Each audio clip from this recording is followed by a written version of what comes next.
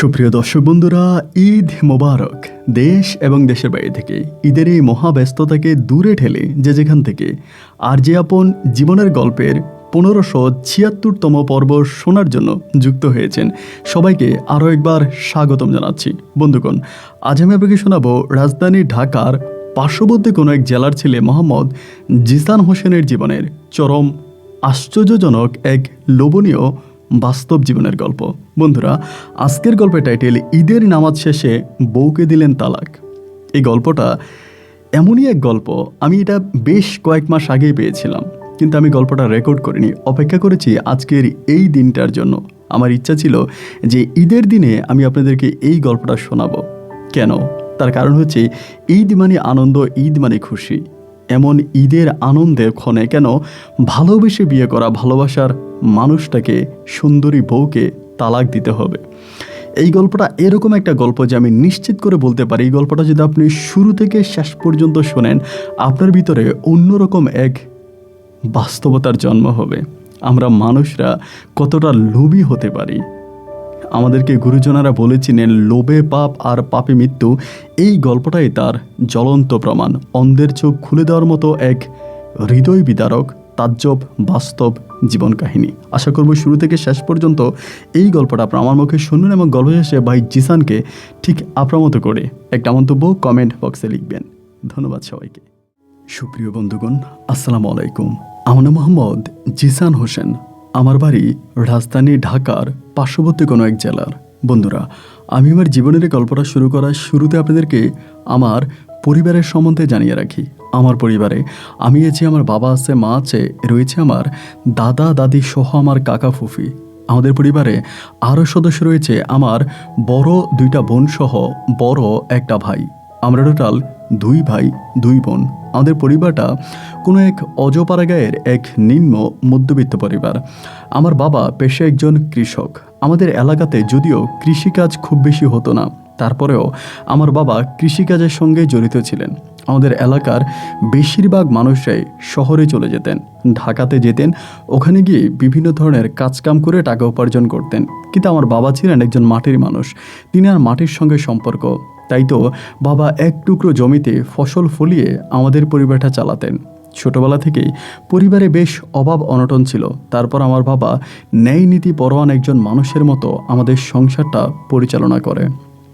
এভাবে আমার শৈশবের দিনগুলো কাটতে থাকে।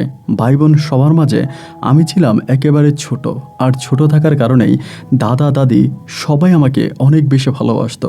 সবার ওই ভালোবাসায় আমার জীবনটা এক বেপরোয়া জীবনে পরিণত হয়ে যায়। আমি যখন মাত্র 13 বছর বয়সে হই, তখন থেকে আমি পড়াশোনা ছেড়ে এক উচ্ছৃঙ্খল জীবনের পথে হাঁটতে থাকি।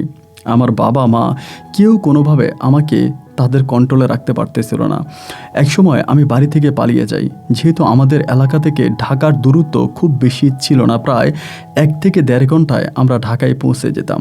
আমি তখন ঢাকায় চলে আসি এবং খুব ছোট বয়সে ঢাকায় এসে আমি তখন টেম্পুর হেল্পারি করি। আমার মনে আছে সেই সময়টা আমার জীবনে খুব চ্যালেঞ্জিং একটা মুহূর্ত ছিল। বাড়ি থেকে শূন্য পকেটে বেরিয়ে আসা, এরপরে টেম্পু স্টেশনে এসে বিভিন্ন লোকের সঙ্গে কথাবার্তা বলে আমার টেম্পুতে চাকরি নেওয়া। আমি খুব ছোট মানুষ ছিলাম, তাই বারবার ভয় পাইতাম যে ভাড়া তুলতে গিয়ে না টেম্পু থেকে পড়ে যাই। এইভাবে আস্তে আস্তে করে আমার দিন রাতগুলো কাটতে থাকে। প্রায় টানা 2 বছরের মতো আমি এই টেম্পু স্ট্যান্ডে টেম্পু চালাই এবং তার পাশাপাশি এখানেই পড়ে থাকি। এমন করে 1 দিন 2 দিন 3 দিন করে সময়গুলো কাটতে থাকে। একটা সময় আমি হঠাৎ করে টেম্পু অ্যাক্সিডেন্ট করি এবং টেম্পু অ্যাক্সিডেন্ট করার পরে আমি আমার পায়ে মারাত্মকভাবে আঘাত পাই এবং আঘাত পাওয়ার পরে একটা পর্যায়ে আমি প্রায় 2 বছর পরে আমার পরিবারের সঙ্গে যোগাযোগ করি। পরিবারের সঙ্গে যোগাযোগ করার পরে এরা আমাকে এই টেম্পু স্ট্যান্ড থেকে নিয়ে যায়, মানে ওই হসপিটাল থেকে তখন নিয়ে যায়। আমার পায়ের অবস্থা তখন এতটাই খারাপ ছিল যা ঠিক বলার মতো না।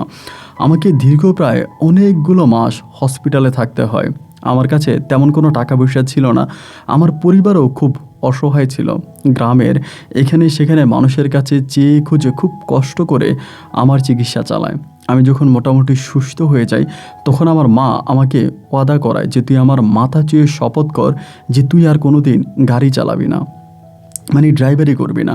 আমি বললাম যে আমি তো টেম্পো চালাতে পারি, এখন তো আমার পা মোটামুটি ভালো আছে, আমি এখন টেম্পো চালাবো। কিন্তু আমার মা বলতেছে যে না, তুই আর কখনোই কোনো গাড়িয়ে চালাবি না, তুই কোনো ড্রাইভারি চাকরিয়ে করবি না, ড্রাইভারি পেশার সঙ্গে তুই থাকবি না, তুই আমার মাথা ছুঁয়ে ওয়াদা কর। তা আমি তখন আমার মায়ের মাথা ছুঁয়ে ওয়াদা করি যে আমি আর কখনোই গাড়ি চালাবো না। তো তখন আমি পরিবারের মাঝে পড়ে আছি। আমার জীবনে ওই অ্যাক্সিডেন্টটা হয়ে যাওয়ার পরে আমার পরিবার আমাকে অনেকটা ভালোবাসতে শুরু করে। যারা আমাকে আগে ঘৃণা করতো, আমার সঙ্গে ঠিকমতো কথা বলতো না, তারাও আজ আমার সঙ্গে বেশ ভালো করেই কথা বলে। এমন করে করে আমার দিন আর রাতগুলো পার হইতাছে। তো সে সময়তে আমি কি করব ঠিক বুঝতে পারতেছিলাম না। যখন আমি টেম্পো চালাইতাম তখন আমি প্রচুর সিগারেট খাইতাম, কিন্তু বাড়িতে থাকা অবস্থায় আমার সেই সিগারেট খাওয়ার টাকাটাও আমি পাই না। এমন করতে করতে আব্বা হঠাৎ করে সিদ্ধান্ত নিল যে আমাকে একটা চাকরি দেবে। আব্বা তখন তার দুঃসম্পর্কের এক কেমন বন্ধুর মাধ্যমে আমাকে একটা চাকরি ঠিক করে দেয়, এটা শহরের কাছাকাছি কোনো একটা এলাকাতে। আমাদের এলাকা থেকে মোটামুটি দূরেই, প্রায় ঢাকা শহর ঘেঁষে এক জায়গা, সেখানের মধ্যে একটা মুদি দোকানে আমাকে তখন চাকরি দেয়। তো এই মুদির দোকানে চাকরি দেওয়ার পরে আমি তখন জীবনে কখনোই মুদির দোকানে কাজ করি নাই, এবং এটার মধ্যে আমার কোনো অভিজ্ঞতাও নাই যে কীভাবে মুদির দোকান চালাতে হয় বা কীভাবে কী করতে হয়, কাস্টমারদের মাল দিতে হয়, এর কোনো কিছু আমি জানি না। তারপরও আমাকে ওখানে কাজ দেওয়া হয়, দিলে পরে আমি তখন ওখানে চলে যাই। তো যাওয়ার পরে ওখানে যিনি দোকানের মালিক ছিলেন, ওনার নাম ছিল কেরামত কাকা। তো কেরামত কাকা বেশ ভালো মানুষ ছিলেন। নতুন হিসাবে আমারে কোনো কাজের চাপ দিতেন না। আমি যদি বলতাম যে কাকা এটা তো পারি না বা এটা কীভাবে করতে হবে, উনি একদম নিজের সন্তানের মতো আমাকে বুঝিয়ে দিতেন। তো আমি তখন কেরামত কাকার দোকানে কাজ করতে থাকি। কিন্তু আমি একটা জিনিস তাকিয়ে দেখতাম কি, যে সবসময় কেরামত কাকা কেমন যেন একটা টেনশানে থাকে। ওনার দিকে তাকালে মনে হয় উনি একটা ডিপ্রেশনে আছে, একটা টেনশানে আছে। তো কিসের তো টেনশন, কিসের তো ডিপ্রেশন, সেটা কিন্তু আমি বুঝতে পারি না। তো ওনার দোকানে আমি কাজ করি, একদিন, 2 দিন, 3 দিন করে সময়গুলো পার হইতেছে। তো আমি যতটুকু জানি যে ওনার 3টা মেয়ে, একটা বড় মেয়ে আর বাকি 2টা ছোট, কিন্তু কোনো ছেলে নাই। 3 মেয়ে নিয়ে উনি দোকানটা চালায়, দোকানটাও কিন্তু ভাড়ায় চলে, দোকানটা ভাড়ায় চলে। 3 মেয়েকে নিয়ে উনি বেশ ভালোভাবেই সংসার জীবন কাটাচ্ছে। আমি ওনার দোকানে জয়েন করার কিছুদিন পর্যন্ত দোকানের মধ্যেই থাকতাম, এবং এখানেই হোটেলেই খাইতাম। তা আমার সঙ্গে আরও একটা ছেলে কাজ করতো। ওই ছেলেটা হঠাৎ করে ছুটিতে গিয়ে আর ফিরে আসে না। তো ফিরে না আসার পরে কেরামত কাকা তখন বলল যে জিসান, তুই আর ইতে থাকার দরকার নাই, দোকানে থাকার দরকার নাই, তো আজকে থেকে আমার বাড়িতেই থাক। কারণ বাড়ি থেকে তো দোকানের দূরত্ব খুব বেশি না, তো তুই বাড়িতে মিলে দোকানেই থাক, এভাবেই থাক, তুই সারাক্ষণ দোকানে পড়ে থাকিস না, বা দোকানে হোটেলে খাওয়া দাওয়া করিস না। তো উনি তখন আমাকে বাড়িতে নিয়ে গেছে, তাই মাঝে মাঝে বাড়িতে যেতাম, বাড়িতে থাকতাম। তো আমি যেহেতু ছোটোবেলা থেকে টেম্পো স্ট্যান্ডে কাজ করতাম বা টেম্পো চালাইতাম, সেখানে আমার না চলাফেরাগুলো খুব অন্যরকম ছিল। মাথায় লম্বা লম্বা চুল রাখা, চিরাবিরা প্যান্ট পরা, একটু হ্যান্ডসাম হয়ে চলাফেরা করা, এভাবে আমি চলতাম। তো ওনার দোকানে আমি কাজ করতাম, বাইরের কোনো লোক দেখলে বিশ্বাসই করতে পারতো না যে আমি একটা দোকানের কর্মচারী বা একটা মুদির দোকানে আমি চাকরি করি। আমার চলাফেরা, পোশাক আশাক, বেশভূষা বেশ অন্যরকমই ছিল। তো এমন করতে করতে ওনার একটা বড় মেয়ে ছিল, নাম ছিল রুজিনা আক্তার। ওই মেয়েটা বয়সে হয়তো আমার থেকেও প্রায় 2-3 বছরের বড় হবে, আমার থেকে বয়সে 2-3 বছরের বড় হবে। আমার কাছে কেন জানি মনে হতো যে এই মেয়েটা মনে আমাকে পছন্দ করে। এইটা আমার ভিতরের একটা ধারণা আর কি। যখন ওনার ঘরে যাইতাম, উনি খাবার দিত, খাবার খাইতাম বা ওনার সঙ্গে উঠতাম বসতাম, তখন কেন জানি মনে হইতো যে ওনার মেয়েটা আমার দিকে একটু অন্যরকম নজরে তাকাইতো, বা আমি যখনই চোখে চোখ পড়তো তখন একটা মুচকি হাসি দিত। তার চোখের ভাষা মনে হতো যেন সে আমাকে ভালোবাসে। তারপরও আমি ওনার দোকানে কাজ করি, ওনার বাড়িতে থাকি। সো আমার ভিতরে এই ধরনের কোনো অনুভূতি আসে নাই যে না এরকম কিছু না, আমি নিজের মতো করে ওনার বাড়িতে থাকতেছি, ওনার বাসায় থাকতেছি। তো এমন করে করে প্রায় অনেকগুলো দিন কেটে যাওয়ার পরে একদিন হলো কি, ওনার বাসা ওনার একদম ছোট মেয়েটাকে দিয়ে, ছোট মেয়েটা একদিন দুপুরে খাবার খাওয়ার পরে আমার একটা চিঠি দিল। তো চিঠিটা যখন আমার হাতে দিল, বলছে এটা বড় আপু দিছে। তো মেয়েটার ওই যেটা ছোট ছিল ওইটাও কিন্তু একেবারেই যে ছোট তা না, ও তখন সব কিছু বুঝে। তো চিঠিটা আমার হাতে দেওয়ার পরে আমি তখন বুঝলাম যে আয় হায়, এতদিন চোখে চোখে চোখাচোখে, আর আজকে তো পুরো চিঠির মাধ্যমে প্রস্তাবই দিয়ে দিল। চিঠিটা হাতে পেলাম, এবং হাতে পাওয়ার পরেই আমি তখন এই চিঠিটা খুললাম, খুলে এটা পড়তে শুরু করলাম। দোকানে গিয়ে ক্যাশের মধ্যে বসে বসে পড়তেছিলাম। তো যেমনটি আমি ভেবেছি তেমনটাই রুজিনা তার মনের মাধুরী মিশিয়ে আমাকে তার প্রেমের প্রস্তাব দিল। তো প্রেমের প্রস্তাব দেওয়ার পরে আমার আসলে এই মেয়েটাকে ভালো লাগতো না। একে তো বয়সে আমার থেকেও বড়, এবং দেখতে শুনতেও খুব বেশি একটা সুন্দরী ছিল না। অনেকটা মোটা ছিল, কালো ছিল, মানে চেহারার কোনো গঠন ছিল না। তা আমি আসলে এই মেয়ের সঙ্গে প্রেম করব না, মানে আমার এই মেয়ের সঙ্গে প্রেম করার কোনো ইচ্ছা নাই। চিঠি দিছে, চিঠি চিঠির মতো করে পড়ে আছে। আমি আমার মতো করে 1 দিন 2 দিন 3 দিন কাটতেছি।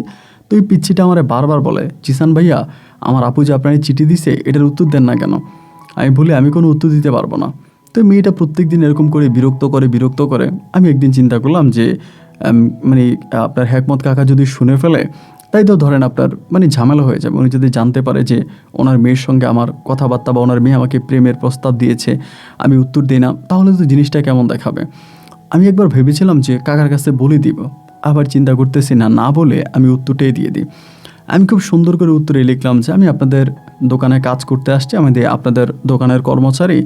আমি কোনো প্রেম ভালোবাসার সম্পর্কে জড়াতে চাই না, মালিকের মেয়ের সঙ্গে প্রেম করব এত বড় দুঃসাহস আমার নেই। এই বলে আমি তখন চিঠির উত্তরটা তার ওই ছোটো মেয়ের মাধ্যমে দিয়ে দিলাম।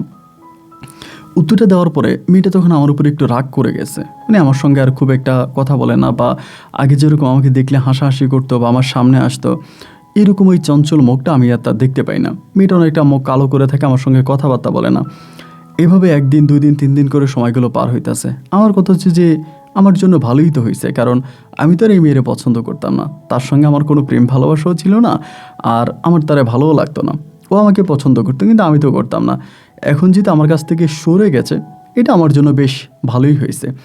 তো এইভাবে যখন সময়গুলো পাস হইতে আছে, সময়গুলো সামনের দিকে যাচ্ছে, এরকম করেই অনেকগুলো দিন কেটে যাওয়ার পরে একদিন আমার এক কাকা জিজ্ঞেস করতেছে, মানে আমি যার দোকানে চাকরি করি সে আমার জিজ্ঞেস করতেছে যে জিসান, তোমার একটা কথা জিজ্ঞেস করব, তুমি সত্যি করে উত্তর দিবা। যখনই এই কথা আমারে বলছে তখনই আমার কলিজার তলে চিপ মারছে।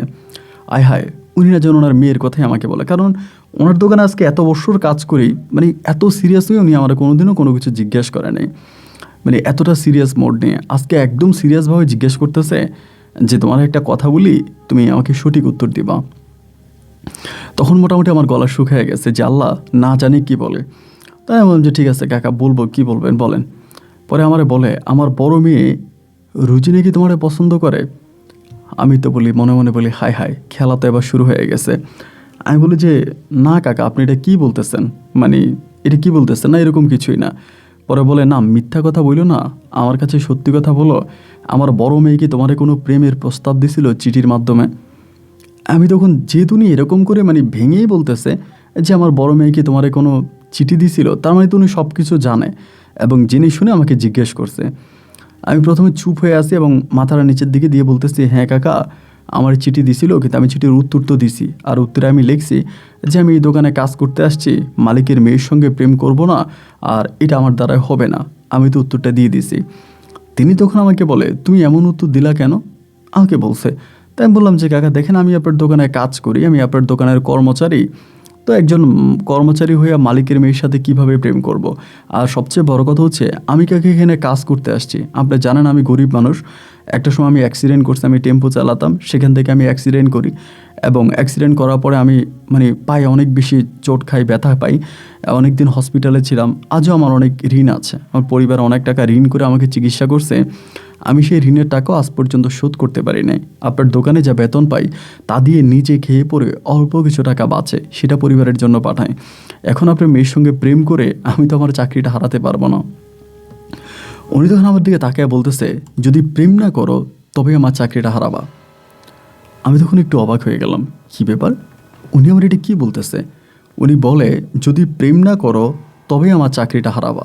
আমি তখন বললাম, কাকা এটা আপনি কি কথা বলতেছেন, মানে আমি আপনার কথাবার্তা কোনো কিছু বুঝতে পারতেছি না। আমি যদি প্রেম না করি তবে আপনার দোকানের চাকরি হারাবো, এটা আসলে আমি ঠিক বুঝলাম না, আপনি এটা কেন বলতেছেন বা এটা কেমন কথা হইল? উনি বলে, হ্যাঁ, যদি আমার মেয়ের সাথে প্রেম না করো তবে আমি তোমাকে আমার চাকরি থেকে বিদায় করে দিব। আমার মেয়ে যেহেতু তোমাকে প্রেমের প্রস্তাব দিয়েছে, তুমি আমার মেয়ের সঙ্গে প্রেম করবা। এবং উনি বলে প্রেম করবা, বাট এটা কাউরে জানাইতে পারবা না, এই এলাকার বা আশেপাশে বা কাউকেই বলতে পারবা না যে আমার মেয়ের সঙ্গে তোমার প্রেম আছে, আর আমার মেয়ে যেহেতু তোমাকে প্রেমের প্রস্তাব দিছে, তুমি অবশ্যই আমার মেয়ের সঙ্গে প্রেম করবা। এই কথা বলে উনি তখন দোকান থেকে বেরিয়ে গেল। আমি তখন অবাক হয়ে গেলাম, হায় হায়, এটা কী ধরনের কথা? কোনো মালিক যদি জানতে পারে যে আমি তার মেয়ের সঙ্গে প্রেম করব বা প্রেম করি, সে তো আমাকে দোকান থেকে বের করে দেওয়ার কথা, আমার সঙ্গে খারাপ ব্যবহার করার কথা। কিন্তু আমার এই কাকা দেখি পুরোই উল্টা, ওনার মেয়ের সঙ্গে আমার মানে ওনার মেয়ের সঙ্গে প্রেম করার জন্য উনি বলতেছে, উনি নিজে আমাকে উৎসাহ দিচ্ছে। তো রাত হয়ে গেছে, আমি ওনার বাড়ি থেকে খাওয়া দাওয়া খেয়ে বাড়িতে ঘুমিয়ে পড়ছি। শুয়ে শুয়ে চিন্তা করতেছি, আমার কাছে যেটা মনে হলো যে নাকি ওনার মেয়ে কালো দেখে উনি চাচ্ছে যে ওনার মেয়েটাকে আমার কাছে বিয়ে দেওয়ার জন্য।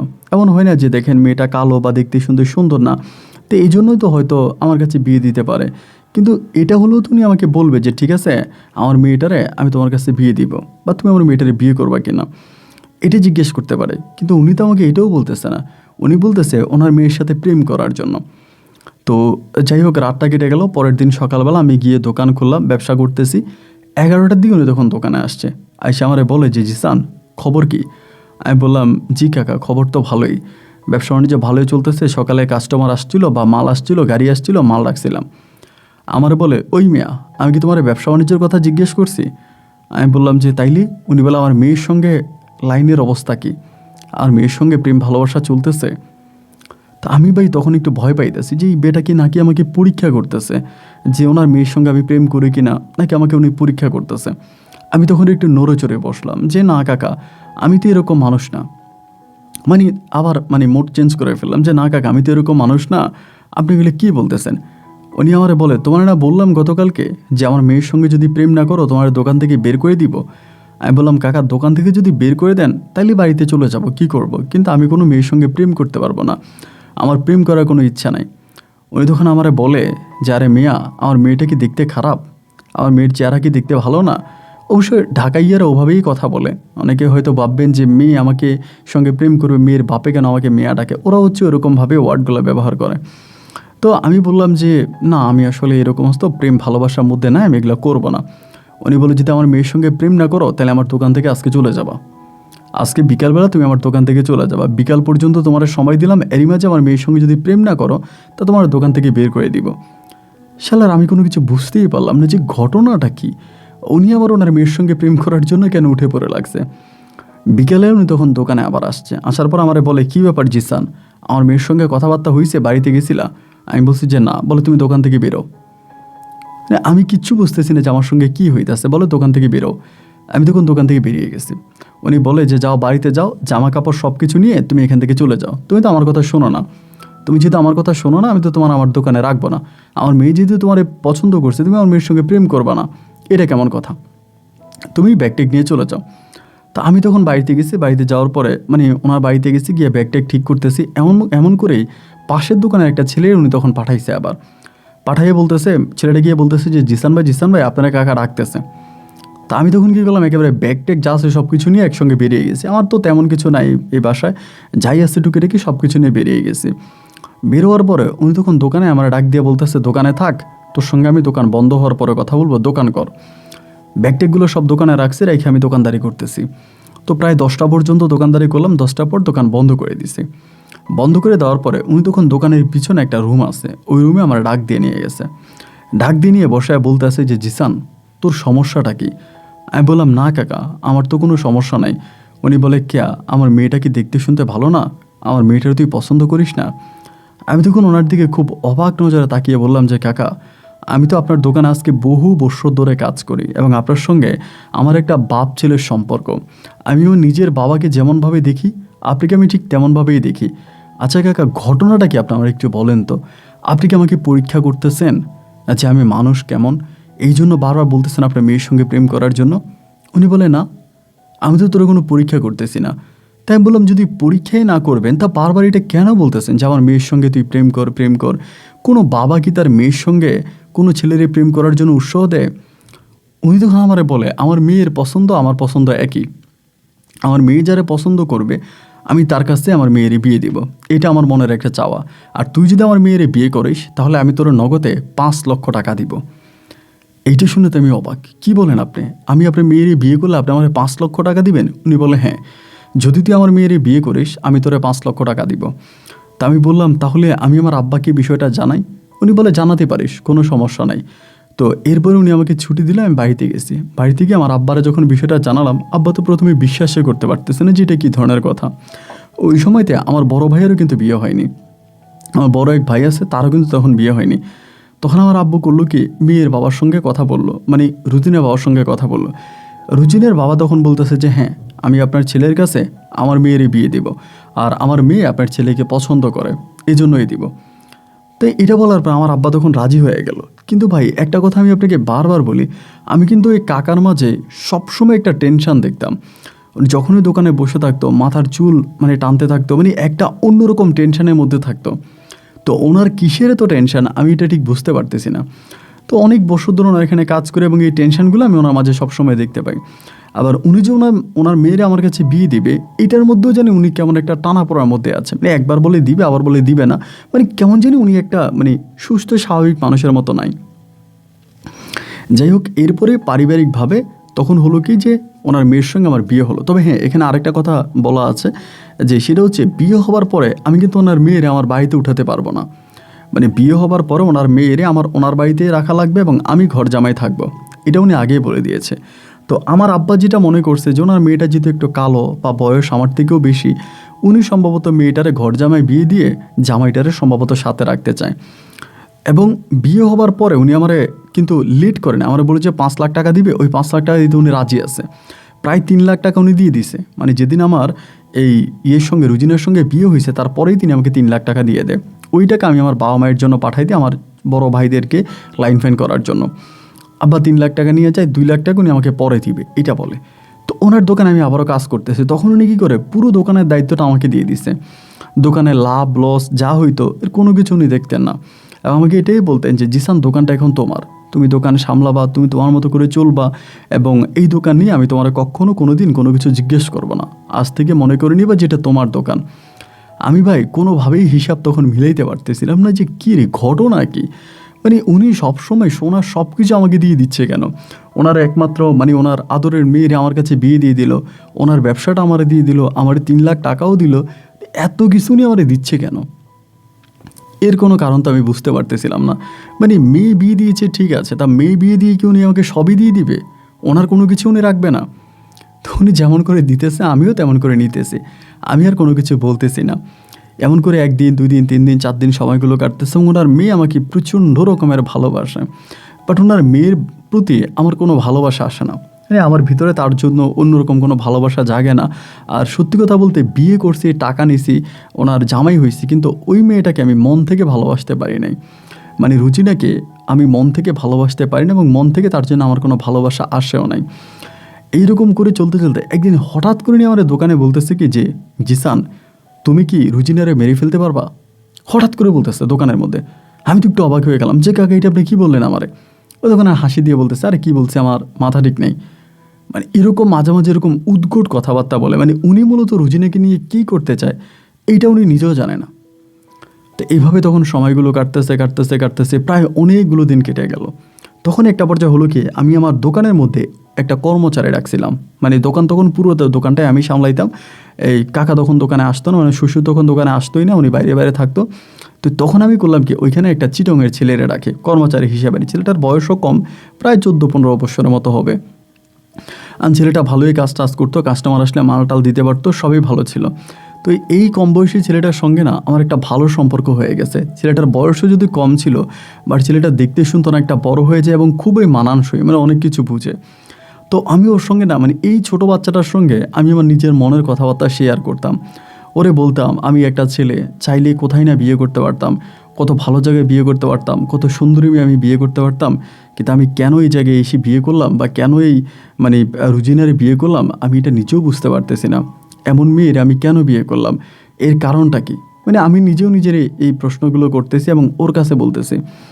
এবং ওর কাছে বলতে বলতে ও সম্ভবত এই বিষয়গুলো আমার শ্বশুরকে জানিয়ে দেয়। মানে রুজিনার বাবাকে মনে হয় জানিয়ে দেয়। জানিয়ে দেওয়ার পরে একদিন রুজিনার বাবা আমারে বলতেছে কি যে আসলেই কি তুমি রুজিনারে পছন্দ করো না? আমারে বলতেছে। আমি বললাম যে না না না, পছন্দ করবো না কেন, আমি তো রুজিনার সঙ্গে ভালোই আছি। বলে না, আমিও তো দেখি যে তুমি ভালো আছো, কোনোদিন আমার মেয়ের সঙ্গে ঝগড়া করো না, তার সঙ্গে খারাপ ভাষায় কথা বলো না, তার গায়ে হাত তোলো না, সবসময় তার সঙ্গে তুমি ভালো থাকো, সেও তোমার সঙ্গে ভালো। কিন্তু বাইরের লোকেরা বলে যে তোমাদের সম্পর্ক নাকি ভালো নাই। তখন আমি শিওর হয়ে গেলাম যে ওই বেটারে যারা আমি আমার দোকানে কর্মচারী রাখছিলাম ওই সম্ভবত আমার শ্বশুরকে বলে দিয়েছে। ওরে আমি অনেক বোকাচোকা করলাম যে তুই বেটা বললি কেন, আমার মনের কথা আমি তোর সঙ্গে শেয়ার করছি, তুই এটা আমার শ্বশুরকে কেন জানাইলি? ওরে খুব বকাচোকা করে আমি আমার মতো করে দিন রাত পার করতেছি বা আমি চলতেছি। এইভাবে আরও অনেকগুলো দিন কেটে গেল। কেটে যাওয়ার পরে তখন আপনার রমজান মাস আসছে।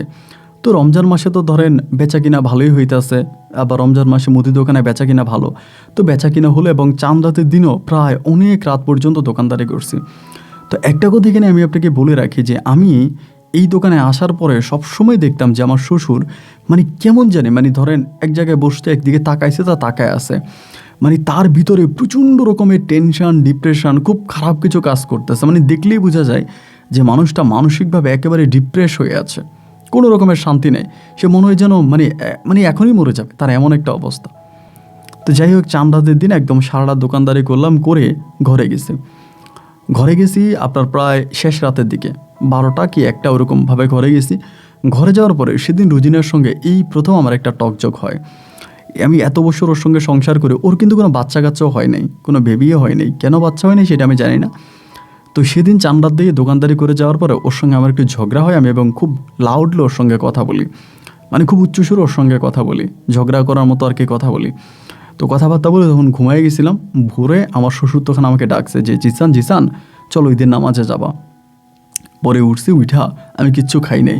ও সেমাই রান্না করছে, অনেক কিছু রান্না করছে, আমারে বলে যে একটু মিষ্টি খেয়ে যান, মানে আপনার মিষ্টি খেয়ে যাওয়া ভালো, ঈদের নামাজে মিষ্টি খেয়ে যাওয়া ভালো, একটু মিষ্টি খেয়ে যান। আমি বলছি না, আমি তোর হাতে কিচ্ছু খাবো না। যেহেতু ঝগড়া করছি গতকালকে রাতে, কোনো কিছু খাই না, না খেয়ে নামাজে চলে গেছি। তো নামাজে চলে গেলাম, ঈদের নামাজ তখন শুরু হয়ে গেছে। আমি যাওয়ার পরে নামাজ শুরু হয়েছে। নামাজ শুরু হওয়ার পরে সবাই সবার সঙ্গে মোলাকাত করতেছে, নামাজ শেষে কোলাকুলি করতেছে, হ্যান্ডশেক করতেছে। তা এরকম করতে করতে একটা পর্যায়ে আমি আমার শ্বশুরের কাছে চলে গেছি, মানে কোলাকুলি করার জন্য। কোলাকুলি করার পরে শ্বশুর আমার কানে কানে বলতেছে যে জিসান যাইও না তুমি, তোমার সঙ্গে কথা আছে, তুমি মসজিদের বারান্দায় বসো, আমি তোমার সঙ্গে কথা বলবো। তো আমি বলছি আচ্ছা ঠিক আছে। তো নামাজ শেষ করে আমি তখন মসজিদের বারান্দায় গেছি। উনি তখন পিছন থেকে আসছে, মানে ঈদগাহ থেকে আসছে। এসে উনি কেমন জানি চুপচাপ বসে আসছে, কোনো কথা বলে না। আমি বললাম কী ব্যাপার, কথা বলেন না কেন? আপনি আমাকে ডাকলেন কিছু বলার জন্য, কিছু বলবেন না, চুপ করে আছে। তা আমি মনে করলাম কি, যেহেতু ওনার মেয়ের সঙ্গে আমি গতকালকে রাতে খারাপ ব্যবহার করছি বা উনি এটা শুনতে পাইছে, সম্ভবত আমাকে এটাই জিজ্ঞেস করবে যে কেন আমি ওনার মেয়ের সঙ্গে খারাপ ব্যবহার করতেছি বা কেন কী করতেছি, এগুলোই সম্ভবত আমাকে জিজ্ঞেস করবে। আমি একটু ভয়ে ভয়ে ওনার পাশে বসে আছি। অনেকক্ষণ বসে থাকার পরে, যেহেতু ঈদের দিন বুঝতে পারেন খুব দ্রুত সময় চলে যায়, আর আমরাও গতকালকে রাতে ঘুমাই নাই, চান রাত ছিল, তো চোখের মধ্যে অনেকটা ঘুম, তো ঘুমায় যাব। ওনারে বললাম যে আমি তো ঘুমাবো, আমার শরীরটা খারাপ লাগতেছে, তো বাসায় বাসায় যাবো, চলেন, আপনি তো কোনো কিছু বললেন না। পরের দিনই আমারে বলা, আচ্ছা জিসান, আমি তো আমার মেয়েটার তোমার কাছে বিয়ে দিলাম, আর আমার মেয়েটাও মানে তোমার পছন্দ করেই বিয়ে করছে। এখন তোমার একটা কথা জিজ্ঞেস করেই সত্যি করে উত্তর দিবা। আমি তখন বললাম যে ঠিক আছে, আমি সত্যি করে উত্তর দিব, আপনি বলেন। উনি বলে তুমি আমার মেয়েটারে তালাক দিয়ে দিবা। এখন যাবা ঈদের নামাজ থেকে গিয়ে শ্যামাই মুখে দিবা এবং শ্যামাই মুখে দিয়ে বলবা শ্যামাই পানসা হয়েছে বা লবণ দেয় না, এই সেই বলে একটা অজুহাত নিয়ে তুমি আমার মেয়েটাকে 3 তালাক দিয়ে দিবা। খুব খেয়াল করে শোনেন, আমি তখন অবাক হয়ে গেলাম যে আমার শ্বশুরিটা আমার কী বলতেছে। আমি ভেবেছি তিনি সম্ভবত রাগ করে কথাগুলো বলতেছে, যেহেতু গতকালকে রাতে তার মেয়ের সঙ্গে আমার একটা টকজোগ হয়েছে, এটাকে কেন্দ্র করে উনি আমার উপর রাগ করে কথাগুলো বলতেছে। আমি তখন বললাম যে আপনি এগুলো কী বলতেছেন, স্বামী স্ত্রীর মাঝে ঝগড়াঝাটি হবে, ঝামেলা হবে এবং তার ঠিকও হয়ে যাবে একটা সময়, আর ওর সঙ্গে তো আমার যাই হয়েছে যেটাই হয়েছে এটা ঠিক হয়ে যাবে। আপনি এগুলো কী বলতেছেন যে আমি ওকে তালাক দিয়ে দিব, এটিকে আপনি কোনো কথা বললেন? না না, আমাদের মাঝে ঝগড়াঝাটি হয়েছে, তা ঠিক হয়ে যাবে, আমি ওরা কখনোই তালাক দিব না। ওই তখন আমার হাতটা ধরে একটু অন্যভাবে আমার দিকে তাকাইতেছে। তাকে বলে আমি জানি আমার মেয়েটার সঙ্গে তুমি সুখে নাই, আর আমার মেয়েটারে আমি তোমার কাছে বিয়ে দেওয়াটাও আমার ঠিক হয়নি। তবে আজ আমি তোমার কাছে একটা জিনিস চাইবো, যেহেতু আজকে ঈদের দিন এবং প্রত্যেকটা মানুষের জন্য খুব আনন্দের দিন, আমি মসজিদের সামনে বসে আছি, তোমার হাতটা ধরছি, আমি তোমার বাবার বয়সী, আজকে তুমি আমার খালি হাতে ফিরাই দিও না। আমি বললাম যে ঠিক আছে, আপনি আমাকে বলেন যে আসলে কি বলতে চান। উনি বলে তুমি এখন মসজিদ থেকে যাবা এবং যাওয়ার পরে তুমি আমার মেয়ের সঙ্গে একটা বিষয় নিয়ে ঝগড়া করবা, করে তুমি জোরে আমার মেয়ের 3 তালাক দিয়ে দিবা এবং প্রয়োজন আমার মেয়ের গায়ে কয়েকটা হাত তুলে মেয়ের 3 তালাক দিয়ে দিবা, তালাকটা দিয়ে তুমি ঘর থেকে বেরিয়ে যাবা। আমি বললাম তার কারণ? উনি বলে তার কারণ হবে এইটা, তুমি যদি এটা করো তাহলে আমার যে দোকানটা আছে, আমার এই দোকানটা আমি তোমার নামে লিখিয়ে দিব। তুমি তো আমার দোকানটা চালাইতেছো, আমার দোকান তুমি চলতেছে, আমি আমার দোকানটা তোমার নামে লিখে দিব। এবং শুধু তাই নয়, তুমি যে আমার কাছ থেকে 3 লাখ টাকা নিছো, আরও 2 লাখ বাকি আছে, এই 2 লাখ টাকা আমি তোমাকে হ্যান্ড ক্যাশ দিয়ে দিব। আমি আগের বারের মতো এবারও মনে করছি যে উনি সম্ভবত আমার সঙ্গে গেমস খেলতেছে। উনি সম্ভবত আমার সঙ্গে গেমস খেলতেছে যে ওনার মেয়েকে নিয়ে, যে ওনার মেয়ের সঙ্গে খারাপ ব্যবহার করি, ওনার মেয়ের গায়ে হাত তুলি। এই রাগ অভিমান থেকে উনি সম্ভবত আমার সঙ্গে একটা নতুন গেমস খেলতেছে। আমি বললাম যে আব্বা, এটা আপনি কী বলেন? এটা তো কোনো কথা হতে পারে না। আপনি আমার দোকান লিখে দিবেন, আপনি আমার টাকা দিবেন, আপনি মেয়ের আমি তালাক দেওয়ার জন্য, এটা তো হতে পারে না। উনি আমারে বলে, দেখো, এতে তোমার জীবনটা অনেক সুখের হবে। আমি জানি আমার মেয়েটাকে তুমি পছন্দ করো না, এবং সারা জীবন তার সঙ্গে থাকা তোমার জন্য বেশ দায় হয়ে যাবে, অনেক কষ্ট হয়ে যাবে। এর থেকেও বরং এখন তো তুমি প্রতিষ্ঠিত ব্যবসায়িক, আমার দোকানটাও তোমাকে দিয়ে দিব, আবার বিনিময়ে তোমাকে আমি আরও 2 লাখ টাকা দিব। তুমি শুধু আমার মেয়েটারে তালাক দিয়ে দিবা, তার গায়ে কয়েকটা হাত তুলবা, হাত তুলে তারা তালাক দিয়ে দিবা। ভাই বিশ্বাস করুন, তখন আমি দুনিয়াতে নেই। কিরে, এই লোক আমারে বলে কি? সে এইরকম এক কাহিনী করে তার মেয়েটার আমার কাছে বিয়ে দিল, আর এখন সেম কাহিনী করে আমার কাছ থেকে মেয়েকে নিয়ে যেতে চায়। তো এবার আমি বুঝলাম, উনি প্রথমবারেও তো আমি সেটাই ভাবছিলাম, উনি সম্বন্ধে আমাকে পরীক্ষা করে, এই করে সেই করে, কিন্তু কোনো পরীক্ষা নিরীক্ষা তো উনি করলেন না। উনি আমাকে ওনার মেয়েটার আমার কাছে বিয়ে দিলেন, এবং আজ এত বছর পর আমাকে বলতেছে তালাক দেওয়ার জন্য। তো উনি যেটা আমাকে বারবার বোঝাচ্ছিলেন যে আমার মেয়েটার সঙ্গে তুমি কখনো সুখী হতে পারবা না, কারণ আমার মেয়েটারে তুমি কখনোই মন থেকে পছন্দ করো নাই। আর আমিও চাই না যে আমার মেয়েটা তোমার সঙ্গে সংসার করুক। তো আমি তো আমার মেয়েটাকে ওভাবে সরাইতে পারবো না। আমার মেয়েরে বললে আমার মেয়ে তো তোমাকে ছাড়বে না, কারণ আমার মেয়ে তোমাকে অনেক ভালোবাসে। যার কারণে আমি চাই তুমি আমার মেয়েটাকে তালাক দিয়ে দাও, এবং তালাক দিয়ে দিলে পরে আমার মেয়েটা তখন তোমার এখান থেকে চলে আসবে, তুমি দেখে শুনে আরেকটা বিয়ে করবা। এরপর আমার মেয়ের অন্যত্র বিয়ে হলে হোক, না হলে নাই, এটা পরের বিষয়। আমি ওর বাবার মুখের দিকে তাকিয়ে বলতেছি, কি মানুষ! এর কি কোনো ক্ষেত্রে মানুষ মনে হয়? এ তো পুরো অমানুষ। নিজের মেয়ের জীবনটাকে বাবা হয়ে এভাবে নষ্ট করে দিচ্ছে। নিজের মেয়ের প্রতি তার বাবার কোনো রকমের দায়িত্ব নাই। এ কেমন বাবা? এ তো মানুষ না, পশু। এ কী রে? আমি তখন নিজে নিজে চিন্তা করতেছি, এ কী? তারপর আমি বললাম যে আপনি কি সত্যি বলতেছেন? উনি বলে, হ্যাঁ সত্যি বলতেছি। আর আমার মেয়ে তোমার কাছে যে কাবিনের টাকা পাবে, ওই কাবিনের টাকাও তোমার দেওয়া লাগবে না। আর তুমি যেহেতু বিশ্বাস না করো, তুমি এখানে বসো, আমি আসতেছি। উনি আমার এখানে বসাই দিয়ে গেছে, বিশ্বাস করেন, প্রায় 20 মিনিট পরে উনি নগদ টাকা নিয়ে চলে আসছে, 2 লাখ হ্যান্ড ক্যাশ 2 লাখ টাকা নিয়ে আসছে, যেই টাকা তুমি নিয়ে যাও এবং নিয়ে গিয়ে তুমি আমার মেয়েরে তালাক দিবা। এখন যাবা, গিয়েই তালাক দিবা। আমার কাছে তখন মনে হলো আসলেই ঠিক, কারণ আমি তো এই রুজিনের সাথে থাকতে পারতেছি না। ওরে আমার ভালো লাগে না। ওর যে চেহারা, ওর যে চলন বলন, কথাবার্তার ধরন, সব কিছু আমার কাছে কেমন জানি অনেকটা রাগান্বিত মনে হয়। আমি ওর সাথে সুখী হতে পারবো না। এটাই যদি হয় যে আমি আজকে ঈদের নামাজ পড়ে গিয়ে ওকে তালাক দিয়ে দিব, এটা মনে হয় আমার জন্য সবচেয়ে ভালো হয়। আর আমার শ্বশুর যেটা বলছে, উনি ভবিষ্যতে কী করবে না করবে আমি জানি না। তখন আমার মোটামুটি টাকা পয়সা হয়ে গেছে, আমি নিজেও এই দোকান চালাইয়া পুঁজিবাটটা করে ফেলছি। আমি এখন নিজেও ব্যবসা বাণিজ্য করার পরিকল্পনা করতেছি। উনি যদি আমাকে ছেড়েও দেয় তাতেও কোনো সমস্যা নেই। আর ওনার প্রতি আমার বিশ্বাস আছে, যেহেতু 2 লাখ টাকা আগে আইনে আমার হাতে দিয়ে দিছে। তখন আমি দুপুরের দিকে ঘরের দিকে গেছি। যাওয়ার পরে রুজিনা আমারে বলতেছে যে কী ব্যাপার, আপনি তো মানে এত লেট করে আসছেন কেন? নামাজ পড়ে সবাই চলে আসছে, আপনি তো লেট করছেন কেন? আমি তখন তার একটা গালি দিছি।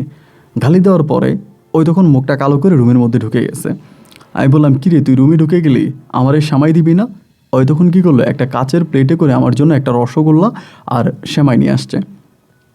আমি সেমাইটুকুন মুখে নিলাম, এবং মুখে নেওয়ার সঙ্গে সঙ্গে বলতেছি, এগুলো তুই কী রান্না করছিস? এই তুই এগুলো কী রান্না, মানে ওর বাবা আমারে যেমন করে শিখিয়ে দিছে আমি ঠিক তেমন ফর্মুলা অনুযায়ী বললাম, যেহেতু তুই কী রান্না করছিস। এইটা বলে আমি তখন সেমাইটা হাত থেকে ফেলে দিলাম। ফেলে দিয়ে বললাম, আমি তোর সঙ্গে আর সংসারই করবো না। আজ বহু বছর অনেক কষ্টে সংসার করেছি, যা তোরা তালাক দিলাম, 1 তালাক 2 তালাক 3 তালাক। এবং আমি যে তালাক দিলাম, মনে হয় আমার শ্বশুর ঘরের দরজায় দাঁড়ায়েছিল। আমার শ্বশুর দপ করে ঘরে ঢুকে বলতেছে, ওই জামা এটা তুমি কী করলা? আই জামা এটা তুমি কী করলা? তুমি এটা কী করলা? তুমি আমার মেয়েরে তালাক দিয়ে দিলা। এই কথা বলি উনি তখন করলো কি, ওনার মেয়েরে টান দিয়া রুম থেকে বের করে ফেললো।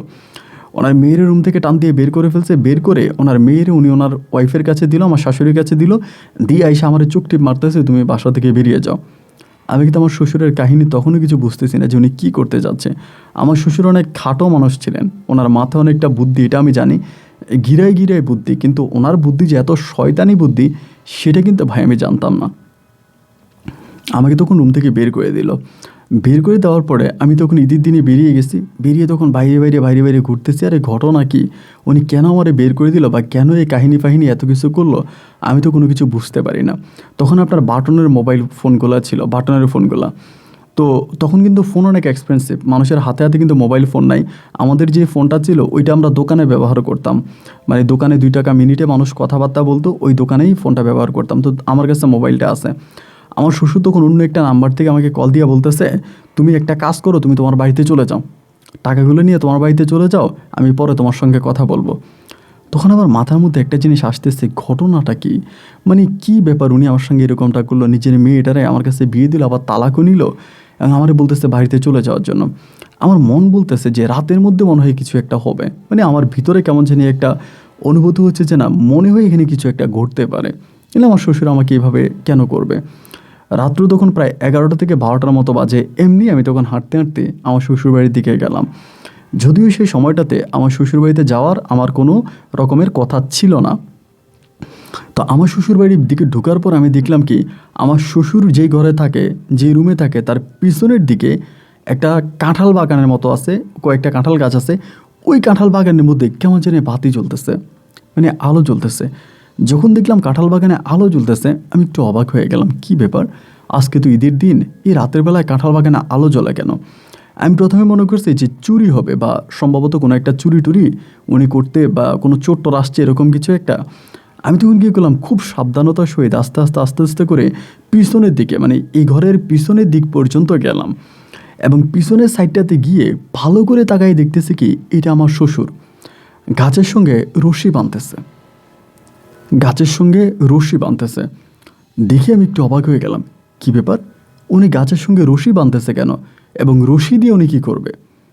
আমি কোনো কিছু বুঝতে পারতেছি না। আমি তখনও অবজার্ভ করতেছিলাম যে ঠিক আছে, দেখা যাক কী হয়, উনি এই রশি বেঁধে কী করে, উনি কি ফাঁসি দিবে নাকি।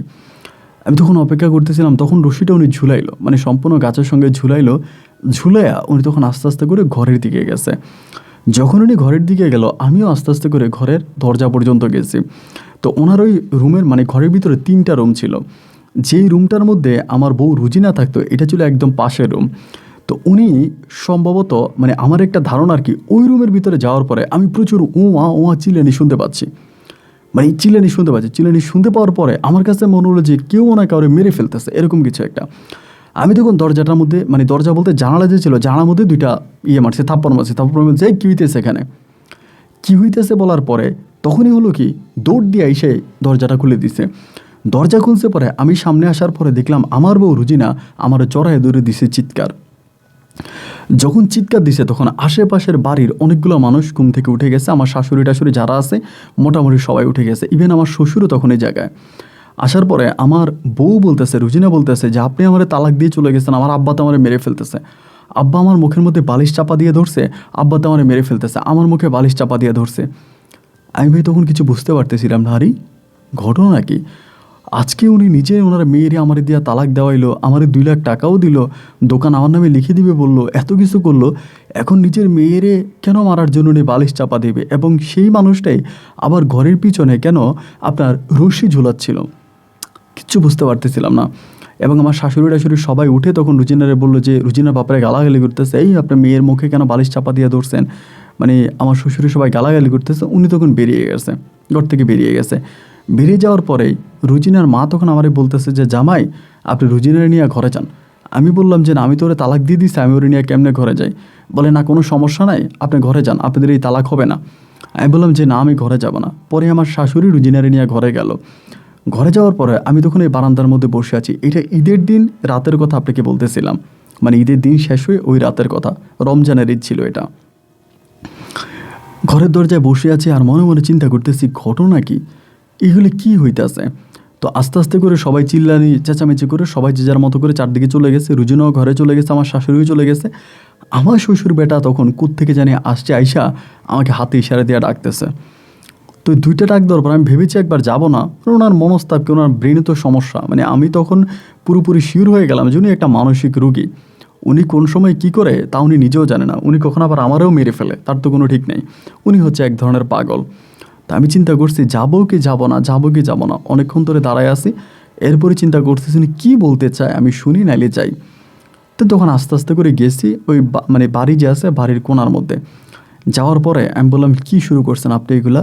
উনি আমারে বলে তুই বাড়িতে আসলি কেন, তুই বাড়িতে কেন আসলি। আমি বললাম আরে আমি বাড়িতে আসবো না। উনি বলে কেন আসলি, তোর তো আমি বলছিলাম তোর বাড়িতে চলে যাওয়ার জন্য, তোরা আমি আজকে 2 লাখ টাকাও দিলাম, তারপরে তুই বাড়িতে কেন আসলি, তুই বাড়িতে কেন আসলি। আমি তখন বললাম যে আচ্ছা আব্বা, আমি আসলেই বুঝতেছি না ঘটনাটা কি, আপনি কি আমার একটু বলবেন। আপনি নিজে জোর করে আপনার মেয়েটা আমার কাছে বিয়ে দিলেন, এবং সেই আপনি নিজে আপনার মেয়েটার আমার কাছ থেকে তালাক নিলেন, আবার একইভাবে আপনি আপনার মেয়েটারে মেরে ফেলার চেষ্টা করলেন, আবার একইভাবে ঘরের পিছনে দেখলাম আপনি রশি ঝুলাইতেছেন। ওই তখন আমার বলে, আমি রশি ঝুলাইতে তুই দেখছিস? আমি বললাম, হ্যাঁ আমি দেখলাম তো, আপনি ঘরের পিছনে রশি ঝুলাইলেন, সেটাও তো আমি দেখলাম, ঘটনা কি আমার একটু বলেন তো। উনি তখন আমাকে টান দিয়ে নিয়ে বলতেছে যে মানে আমাকে কোনায় নিয়ে গেছে, নিয়ে এবার উনি গাছে উঠে রশিটা খুলে ফেলে, যে কাঁঠাল গাছে রশি বাঁধছিল রশিটা খুলে ফেলে উনি তখন নামতেছে আর বলতেছে যে আমি এই রশিতে ঝুলে মরবো, আমি এখানে রশি ঝুলাইছিলাম, আমি নিজের রশিতে ঝুলে মরবো, আমি এই জীবন আর রাখবো না, আমি নিজের জীবন নিজেই দিয়ে দিব। এগুলো আমারে বলতেছে। তাই আমি বললাম যে কি বলতেছেন আপনি, এগুলো কি কথাবার্তা, আমি আপনার কথাবার্তার মানে ধরন কোনো কিছু বুঝতে পারতেছি না। তো অনেকক্ষণ ধরে বসে থাকার পর আমি বললাম যে আপনি কি আমারে বলতে পারেন যে আপনার কি হয়েছে, আপনি এগুলো কেন বলতেছেন? তখন কিচ্ছু বলেন, আমার দিকে তাকায় আছে, তাকায় থেকে অনেকক্ষণ ধরে তাকায় থেকে বলে, তুই চলে যা, আমি তোর সঙ্গে এখন আর কথা বলবো না, তুই চলে যা। তা আমি এর ভাই কোনো কিছু আগামাতা বুঝলাম না, না বুঝে আমি তখন চলে আসছি আমার বাড়িতে চলে আসছি, আমি আর ওনার দোকানে যাই না। এভাবে প্রায় 3 থেকে 4 দিনের মতো কেটে গেছে। তো 3-4 দিন কেটে গেছে, 3-4 দিন পরে একদিন হঠাৎ করে আমার শ্বশুর আমার বাড়িতে আসছে, মানে রুজিনার বাবা আমার বাড়িতে এসে বলতে আছে যে জামাই, আমি বললাম যে কি, বলে আমার একটু তোমার সাহায্য লাগবে। আমি যে না, আমি আপনাকে কোনো সাহায্য করতে পারবো না, কারণ আপনি মানসিক রোগী, আপনি কোন সময় কি করেন তার কোনো ঠিক নেই, আপনি নিজের মেয়েরে মেরে ফেলতে চান, আপনার সঙ্গে তো আমার কোনো কিছু নাই। ওই দোকানে আমারে বলে, আমি লোভী হয়ে গেছি, লোভ আমাকে পাগল বানাই দিতেছে, আমি লোভ আর নিতে পারতেছি না, আমার একটু সাহায্য করো। এই কথা বলে আমার জড়াই ধরার পর আমি বললাম যে ঠিক আছে, আমি আপনার সাহায্য করব, আপনি আমাকে সত্যি কথা বলেন তো কি হয়েছে, ঘটনা কি। তখনই আমার শ্বশুর আমারে বলতেছে যে আমার বউ রুজিনার নামে নাকি ঢাকাতে একটা বাড়ি আছে। আমি বললাম মানি, এটা আপনি কি বলেন? উনি বলে হ্যাঁ, রুজিনার নামে ঢাকাতে একটা বাড়ি আছে, আর রুজিনা ওনার মেয়ে না। আমি বললাম, রুজিনা আপনার মেয়ে না? বলে না, রুজিনা আমার মেয়ে না, এবং রুজিনার নামে ঢাকাতে একটা বাড়ি আছে। আমি রুজিনার 18 বয়স পূর্ণ হওয়ার পরে রুজিনা সেই বাড়ির মালিক হবে, এবং রুজিনা আজ প্রাপ্তবয়স্ক এবং সেই বাড়ির মালিক। আমি অনেকভাবে চেষ্টা করতেছি রুজিনার কাছ থেকে ওই বাড়িটা নেওয়ার জন্য, কিন্তু কোনোভাবে আমি নিতে পারতেছি না। আমি বললাম, রুজিনা বাড়ির মালিক, আমি আসলে কথাবার্তা কিছু বুঝতেছি না, তো রুজিনা তার বাড়ি আপনাকে দিয়ে দিবে নাকি? তা আপনি এগুলো কী বলতেছেন? উনি তখন আমাকে বলে যে আমি তোমার কাছে অনুরোধ করে বলতেছি, তুমি যেভাবেই পারো রুজিনার কাছ থেকে কিছু দলিলে সিগনেচার নাও। আমি কিছু সিগনেচার ওর কাছ থেকে নিয়েছিলাম, কিন্তু এগুলো আমার হয় নাই, এগুলো সিগনেচারগুলো আমি সঠিক জায়গায় নিতে পারি নাই, আমার হয় নাই। তুমি তার কাছ থেকে কিছু সিগনেচার নিয়ে যাও, এবং সিগনেচার নিয়ে তুমি আমাকে একটু সাহায্য করো। এই বাড়িটা যদি নিতে পারি তাহলে অর্ধেক মালিক তুমি, অর্ধেক মালিক আমি। আমি বললাম যে তাহলে আপনি কি বলতে চাচ্ছেন? উনি বলে, আমি রুজিনারে আবারও তোমার কাছে বিয়ে দিব, আমি হুজুর ডাকবো, ডেকে তোমাদের মাঝে তালাক হয়ে গেছে, আমি পুনরায় আবারও কলমা পড়ায় তোমার ঘরে রুজিনারে দিব, তুমি যেমনি পারো রুজিনারে বুঝিয়ে শুনিয়ে যেভাবে পারো রুজিনার কাছ থেকে তুমি সম্পদটা নিয়ে নিবা। আমি তখন বললাম যে আমি আসলে আপনার কথা কিছুই বুঝতেছি না। উনি বলে, হ্যাঁ আমার কথা সব বুঝতে পারবা, আমি শুধু তোমার কিছু দলিল দিব, তুমি সেই দলিলগুলোর মাঝে সিগনেচার নিয়ে নিবা, এবং যদি সিগনেচার তুমি নিতে পারো তাহলে রুজিনার সমস্ত সম্পত্তির মালিক আমি আর তুমি হব, তোমার নামে আমি অর্ধেক দিয়ে দিব, অর্ধেক আমি নিয়ে যাব। মানে আমি তখন ওই যে আপনাকে প্রথমেই বললাম যে আমি যখন ওনার বাসায় গেছি আমি তখনই বুঝতে পারছি যে উনি কেমন জানি প্রচণ্ড রকমের টেনশনে থাকে সবসময়। এই লোকে করলো কি, মানে রুজিনা তার সঙ্গে কথা বলে না, মানে আমার ওই শ্বশুরের সঙ্গে আর কথা বলে না। রুজিনার মারে দিয়ে আমারে খবর দিয়া এরপরে রুজিনার সঙ্গে আমার আবারও কলমা পড়াই দিছে। কলমা পড়াই দেওয়ার পরে আমি তখন বলছি যে আমি রুজিনাকে নিয়ে এই বাড়িতে থাকবো না, মানে আমি শ্বশুর বাড়িতে থাকবো না। এবার যখন আমাকে সেকেন্ড টাইম রুজিনার সঙ্গে বিয়ে করাই দেয়, আমি তখন রুজিনাকে নিয়ে ডিরেক্টলি আমাদের বাড়িতে চলে আসি। আমাদের বাড়িতে আসার পরে আমি তখন এই জিনিসটা ভিতরে মানে রাখতে পারছি। আমার শ্বশুর তখন আমার কী করলো, অনেকগুলো দলিল দিয়ে গেছে, দলিলের মধ্যে লেখা টাকা আছে, অনেক লেখা টাকা আছে, আমাকে দলিলগুলো দিছে, দিয়ে বলতেছে যেভাবেই পারে আমি যেন রুজিনার কাছ থেকে দলিলগুলোতে সিগনেচার নিয়ে তারপরে দিই, মানে রুজিনার কাছ থেকে সই নিয়ে দিয়ে দিই। তা আমি তখন আসলে বুঝতে পারতেছিলাম না যে মানে কি ঘটনা কি। এইভাবে অনেক দিন কেটে যাওয়ার পরে আমি আমার একজন বন্ধুর সঙ্গে বিষয়টা শেয়ার করি। আমার ওই বন্ধুটা অনেক ভালো ছিল, নামাজ কালাম পড়া, একটু ধার্মিক টাইপের ছিল। ওই তখন আমারে বলে যে দোস্ত, এই ঘটনাগুলো তুই তোর বউকে জানা, তোর বউকে তুই পুরো ঘটনাগুলো জানা, এবং জানালে পরে তোর বউর কাছ থেকে সিদ্ধান্ত নেয়, তোর শ্বশুর কী বলছে না বলছে, যেহেতু তোর বউ তার মানে সম্পত্তির মালিকও তুই, তোর শ্বশুর না, তুই যেভাবে পারিস তোর বউরও সব কিছু খুলে বল। তো একদিন রাতের বেলা আমি তখন রুজিনারে বললাম যে আচ্ছা রুজিনা, তোমার নামে কি কোনো সম্পত্তি আছে ঢাকাতে? ও আমারে বলতেছে যে না, আমার নামে ঢাকাতে সম্পত্তি আসবে কোত্থেকে, আমি তো জানি না। আমি বললাম না, আসলেই কি তোমার নামে ঢাকাতে কোনো বাড়ি আছে? আমি যতটুকু জানি তোমার নামে নাকি ঢাকাতে একটা 8তলা বাড়ি আছে, এটা কি সত্য? ওই তখন আমারে বলে আমার নামে ঢাকাতে 8তলা বাড়ি, এগুলো আপনি কি বলতেছেন? এগুলো পুরোই মিথ্যা কথা। আমি বললাম যে আচ্ছা, তোমার সঙ্গে আমার তালাক হওয়ার পরে তোমার আব্বা কি তোমারে কিছু বলছিল? বলে হ্যাঁ, আপনার সঙ্গে আমার তালাক হওয়ার পরে আমার আব্বা বলছিল আপনার নামে নাকি মামলা দিবে। বলতেছে আপনার নামে মামলা দিবে, আমার কাছে অনেকগুলো দলিল টলিল আইনে দিছে, মানে দলিল বলতে আমার কাছে অনেকগুলো কাগজ আইনে দিয়েছে, স্ট্যাম্প, আমারে বলে এগুলোতে সই কর, আমি এগুলো উকিলের কাছ থেকে লেখাবো, লেখায় ওরে মামলা দিয়ে ওরে জেল খাটাবো। তা আমার কাছ থেকে অনেকভাবে সিগনেচার নিতে চাইছে, আমি 2টা কাগজে সিগনেচার করছি, আর করি নাই। আমি 2টাতে সিগনেচার করছি, আমার আব্বা বলে আরও করার জন্য, আমি করি নাই। এরপরে সে রাতের বেলায় আব্বা এসে আমার মুখ চাপা ধরছে আমাকে মেরে ফেলার জন্য। এর আগেও আব্বা আমাকে বেশ কয়েকবার মারার চেষ্টা করছে।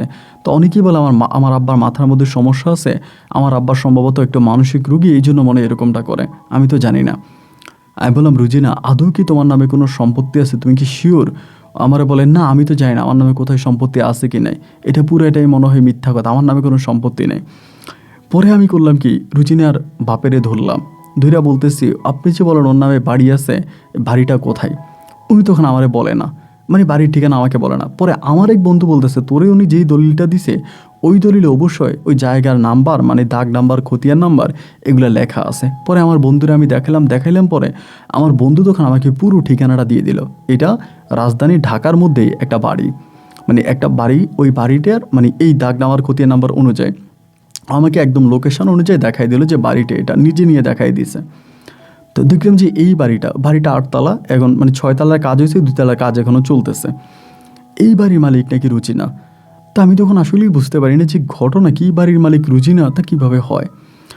এবার আমি আমার শ্বশুরের সঙ্গে ভালো করে কথা বলি, আমি যে রুজিনাকে বলে দিছি যে তোমার নামে বাড়ি আছে, বা আমি যে স্বয়ং গিয়ে সেই দাগ নাম্বার, খতিয়ান নাম্বার অনুযায়ী জায়গাটা দেখে আসছি, এটাও কিন্তু আমি আমার শ্বশুরকে বলি নাই, আমি কোনো কিছু বলি নাই। শুধু আমি আমার শ্বশুরকে এসে বলতেছি যে আপনি যে বলতেছেন ওইখানে রুজিনার বাড়ি আছে, বা আপনি আমাকে যে দলিল দিলেন রুজিনার কাছ থেকে সিগনেচার নেওয়ার জন্য, আপনি কিভাবে শিওর হলেন যেখানে রুজিনার বাড়ি আছে? উনি বলে হ্যাঁ, রুজিনার বাড়ি আছে, তা আমরা শিওর, আমি আর আমার বউ আমরা দুজনেই জানি। তাই আমি বললাম কীভাবে জানেন? উনি বলে তাহলে শোনো, আমি আর আমার বউ ঢাকাতে চাকরি করতাম, আমাদের একটা ছোট চাকরি ছিল, মানে আমি আর আমার বউ দুজনে চাকরি করতাম, এবং চাকরির পাশাপাশি আমরা একটা ব্যবসাও করতাম। সকাল থেকে বিকাল অবধি পর্যন্ত চাকরি করতাম, বিকেলের পরে আমি আর আমার বউ মিলে পান সিগারেট বিক্রি করতাম। সেখানে আমিনা নামের একটা মহিলার সঙ্গে আমাদের সম্পর্ক হয়। মহিলাটা তোমার ইয়েতে কাজ করে, একটা বড় লোকের বাসায় কাজ করে, ওই বাসার মধ্যে কাজ করে। তো ওই আমিনা এসে আমাদেরকে বলল যে ওই বাসায় নাকি একটা মেয়ে আছে, ছোট একটা মেয়ে আছে, মেয়ের বাবা মারা গেছে, মেয়ের মা আছে, মেয়ের মাটা একটু পাগল টাইপের। এই মেয়েটার নামে নাকি বাড়িটা লিখে দিয়েছে মেয়ের বাপে, যে 8তলা বাড়ি আছে ওই বাড়িটা মেয়ের বাবা মেয়ের নামে লিখে দিছে, আর মেয়ের মা হচ্ছে পাগল। এখন মেয়ের নামে লিখে দেওয়ার পরে মেয়ের বাবাটা তখন মারা যায়। মারা যাওয়ার পরে মেয়ের যে চাচারা আছে, চাচারা তখন কি করে, এই বাড়িটা এসে দখল করে, তারা বাড়িতে থাকতে শুরু করে। তো তারা যখন জানতে পারে যে মেয়ের নামে মেয়ের বাবার সম্পত্তি লিখে দিয়ে গেছে, 18 বছর পূর্ণ হলে মেয়ে এই সম্পত্তির মালিক, তখন মেয়ের চাচারা মেয়েটাকে মেরে ফেলার জন্য বিভিন্ন ধরনের পায়তারা করতে থাকে যে মেয়েটাকে মেরে ফেলবে, বাঁচিয়ে রাখবে না।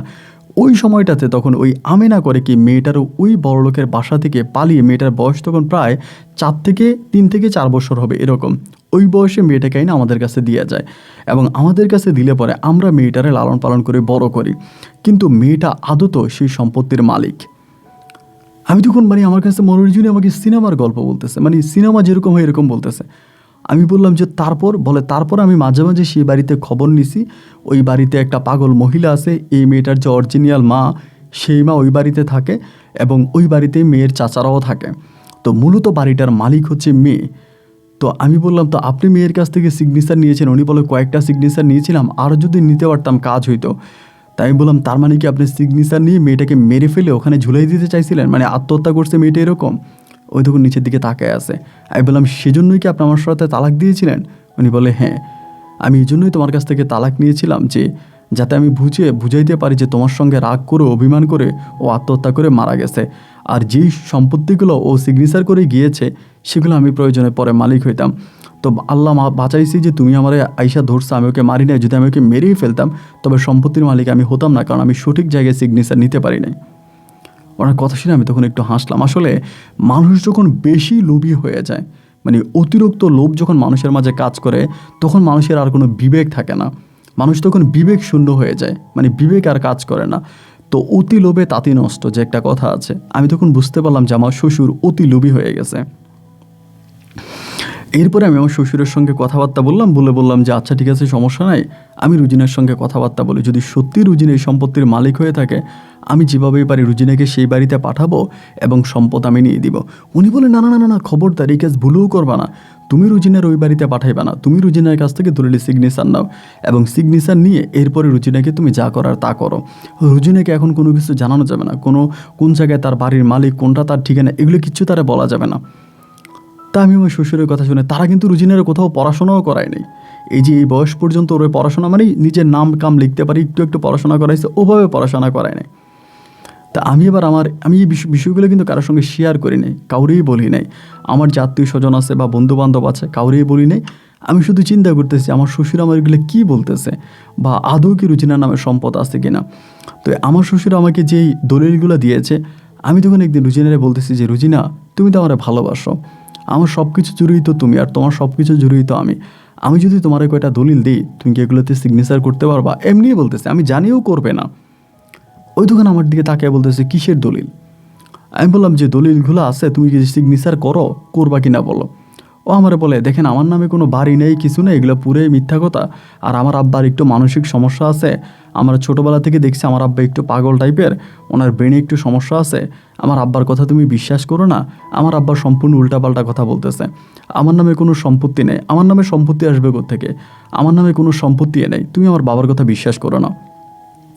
ওমা দেখলাম কি, ও আমাকে উল্টাপাল্টা কথা বলে যাইতেছে, বাট আমাকে সিগনেচার করতে দিচ্ছে না।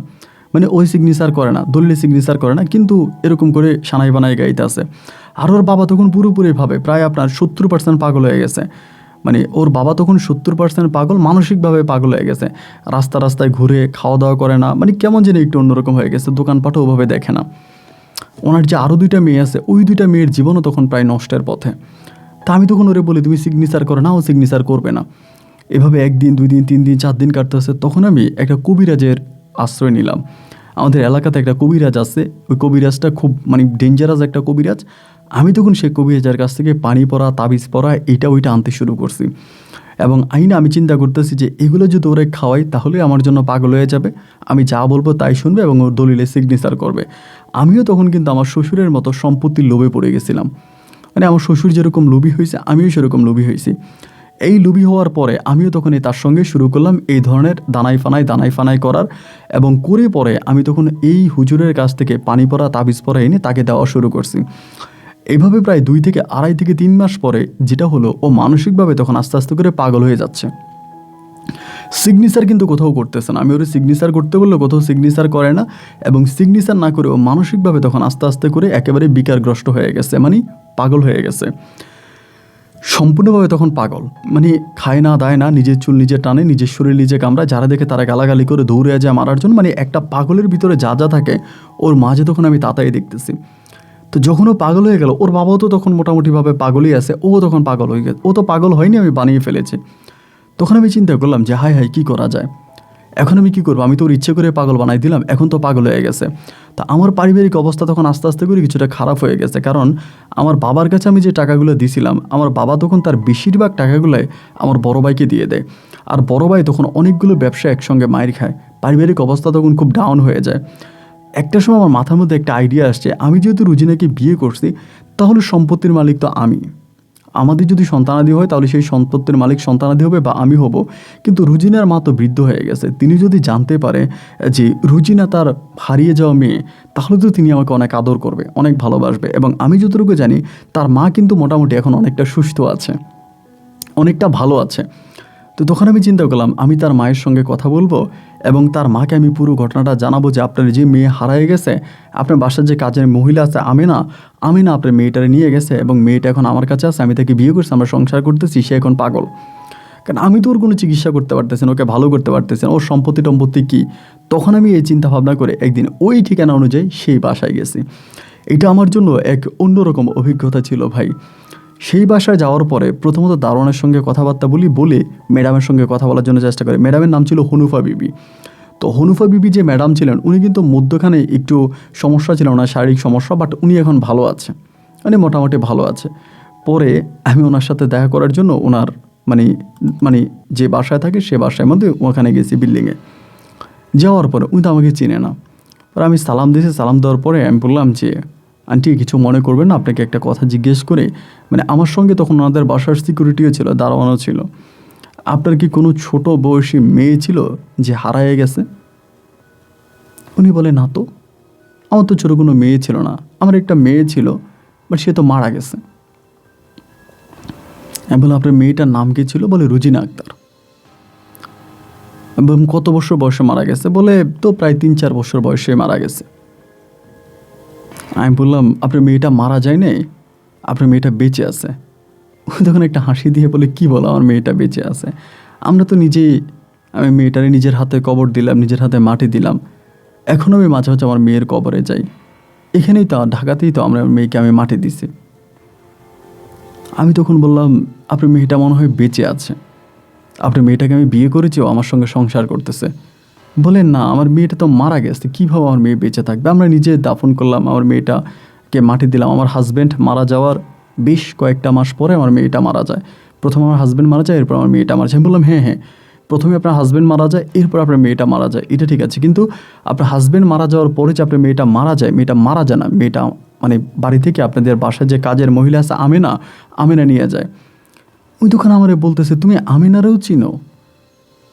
তো অনেক কেমন করে তাকায় বলছে তুমি তো আমিনাকে চিনার কথা না, এই ছেলে তোমার বাড়ি কোথায়, বসো তো। এবার তো আমি একটু ভয় পেয়ে গেলাম, আল্লাহ না জানি আমার কি ক্ষতি করে বসে, না জানি কি করে বসে, তা তো বুঝতে পারি না। পরে আমি বললাম যে দেখেন আন্টি, আপনি আমার কোনো ক্ষতি করবেন না, আমি আপনাকে সত্যগুলো বলার জন্যই আসছি, আপনি আমার কোনো ক্ষতি করবেন না। বলে না না না, আমি তোমার কোনো ক্ষতি করব না, তুমি বসো, আমি তোমার কোনো ক্ষতি করবো না, তোমার সঙ্গে একটু কথা বলি। তাই আমি বললাম যে ঠিক আছে বলেন। বলে তুমি আমিনারে কীভাবে চিনো? আমি বললাম আমি যতটুকু জানি আমিনা আপনার মেয়েটারে আপনার ঘর থেকে চুরি করে নিয়ে গেছে, নিয়ে গিয়ে এরপরে একটা লোকের কাছে বিক্রি করে দিয়েছে, সেই লোকে আপনার মেয়েটারে লালন পালন করে বড় করছে, এখন আমি আপনার মেয়েটারে বিয়ে করছে, আমি পুরো ঘটনা জানি। বলে যে লোকের কাছে নিয়ে গেছে তার নাম কি? আমরা তার নাম হচ্ছে হেকমত আলী। এবার সে কী করলো, তার ভাইদেরকে খবর দিল, আমাকে ওখানে একরকম আটকায় ফেলছে। আটকানোর পরে বললো যে তুমি হেকমত আলীর ঠিকানা দাও, যে হেকমত আলীকে। আমি বললাম যে হেকমত আলী আছে, কিন্তু উনি এখন পাগল, উনি এখন মানসিকভাবে পাগল আছে। পরে বললো যে ঠিক আছে হেকমত আলীকে নিয়ে আসো। তখন তারা কি করলো, তার ভাইয়েরা আরও লোকজন নিয়ে, তখন মানে তার দেবরের আর কি, তার দেবর আরও অনেকে মিলে তখন এই হেকমত আলীকে নিয়ে আসে। হেকমত আলীকে নিয়ে আসার পরে হেকমত আলীকে যখন মানে নিয়ে আসে, ওই তো তখন পাগল, ওই তখন এও বোঝে না ওইও বোঝে না, মানে মানসিকভাবে তো তখন সে ভারসাম্যহীন। পরে আমারে বলে যে তোমার ওয়াইফকে নিয়ে আসো, তো তুমি যে ওয়াইফকে আমার মেয়ে বলতেছো ওয়াইফকে নিয়ে আসো। পরে আমার বউরে আমি নিয়ে আসি ওনার বাসায়। ওনার বাসায় আসার পরে উনি বলতেছে যে আমার মানে ওর চেহারা তো আমার চেহারার সঙ্গে কোনো মিল নেই, তবে ওর চেহারাটা আমিনার চেহারার সঙ্গে মিল আছে। এই কথা বলতেছে যে ওই বাসায় যেই বাড়িওয়ালি মানে হনুফা বিবি, তিনি বলতেছে যে ওর চেহারাটা আমিনার চেহারার সাথে অনেকটা মিল আছে, ওর চেহারা আমিনার চেহারা, মনে হয় এটা আমিনার মেয়ে। বলে মনে হয় এটা আমিনার মেয়ে, আমিনা তো আত্মহত্যা করে মারা গেছে, আমিনা তো আত্মহত্যা করে মারা গেছে, আমার তো মনে হয় এটা আমিনার মেয়ে। তারপর আমি বলতেছি যে না, এটা আপনার মেয়ে, এটা আমিনার মেয়ে না। উনি বলে যে না। এরপর উনি করলো কি, এই রোজিনারে হসপিটালে ভর্তি করায়, এবং আমাকে তাদের বাসায় রেখে দেয়। আমার সাথে কোনো খারাপ ব্যবহার করে না, কোনো দুর্ব্যবহার করে না, এবং আমার সঙ্গে কোনো অসম্মানজনক কাজও করে না। তাদের বাসা আমাকে রেখে আমি তাদের বাসায় থাকতেছিলাম। এভাবে প্রায় বেশ কয়েক মাস রোজিনার চিকিৎসা চলে মানসিক হসপিটালে। এবং আমি কবিরাজের কথাও বলি যে আমি তার সঙ্গে এইভাবে কালো জাদু করছি, আমি সত্যটাই তাদেরকে বলে, খারাপ বলি না। তখন তারা চিকিৎসা নেয়, তারা হচ্ছে কবিরাজ দ্বারা চিকিৎসা নিয়ে রুজিনাকে মোটামুটি সুস্থ করার পরে রুজিনাকে যখন জিজ্ঞেস করে, রুজিনা কোনো কিছুই বলে না। ও শুধু বলে যে ছোটোবেলা থেকে ওর যতটুকু মনে আছে, ওই যে হেকমত আলী এবং তার বউ, তাদেরকে সে বড় হয়ে দেখতেছে, এবং তাদের ছেলে মেয়েদেরকে সে দেখতেছে, এবং তার এছাড়া আর কোনো কিছু মনে নেই, আর কোনো মেমোরিজ তার মনে নেই, সেইগুলোই মনে আছে। পরে তিনি রুজিনার সঙ্গে তাদের কি পরীক্ষা বা কিভাবে হসপিটালে নিয়ে পরীক্ষা করে দেখলো যে না, রুজিনার সঙ্গে এই হনুফা বেগমের কোনো সম্পর্ক নাই। তখন বলতেছে যে রুজিনার সঙ্গে হনুফা বেগমের সম্পর্ক নাই, কিন্তু রুজিনা আমার মেয়ে না, ঠিক আছে, তবে রুজিনা আপনার আমিনার মেয়ে, এটা সত্যি। পরে বলতেছে তোমার মা আমার বাসায় ছিল এবং ছোট বয়সে আমাকে অনেক সাহায্য সহযোগিতা করছে, মোটামুটি আমার কোনো কিছুর অভাব দেয় নাই বা আমার নিজের বোনের মতো ছিল, যদিও আমাদের বাসায় কাজের মেয়ে হিসেবে থাকতো কিন্তু আমাকে নিজের মেয়ের মতো ভাবতো। তোমার বাবা বড় দুষ্ট মানুষ ছিল, খারাপ মানুষ ছিল, তোমার মায়ের অনেক ক্ষতি করতো, তোমার আম্মাকে মারতো ধরতো, তখন আমি তোমাকে আমাদের বাসায় নিয়ে আসি, তুমি আমার মেয়েটার সঙ্গে অনেক খেলা করতা, আমার মেয়েটা তোমার থেকে বয়সে বড় ছিল, আমার মেয়েটার সঙ্গে খেলতা ধুলতা, আমার মেয়েটা মারা যাওয়ার পর আমি তোমার অনেক আদর করতাম, এবং কী বুঝে তোমার মা তোমার এখান থেকে নিয়ে গেল এবং একটা পর্যায়ে তোমার মা আত্মহত্যা করলে এর কোনো কিছু আমি বুঝতে পারি না, তো তুমি একটা কাজ করো, তুমি আমাদের বাসায় থেকে যাও, এটা বলতেছে। তো বলার পরে আমারে বলে যে জিসান তুমিও থাকো।